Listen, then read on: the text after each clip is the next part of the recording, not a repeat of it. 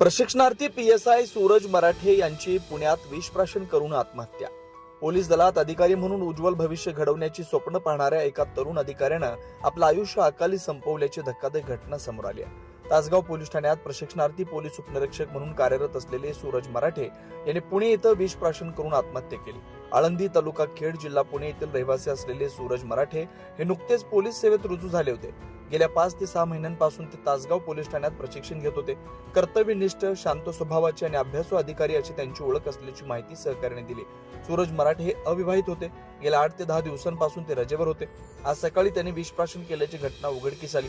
त्यांच्या आत्महत्येमागील नेमकं कारण अद्याप स्पष्ट झालेलं नसून या प्रकरणाचा पुढील तपास सुरू आहे। या घटनेची माहिती मिळताच पोलीस दलात खळबळ उडाली आहे। सहकारी अधिकारी व कर्मचाऱ्यांमध्ये तीव्र हळहळ व्यक्त केली जाते। विशेष प्रतिनिधी तासगाव सांगली।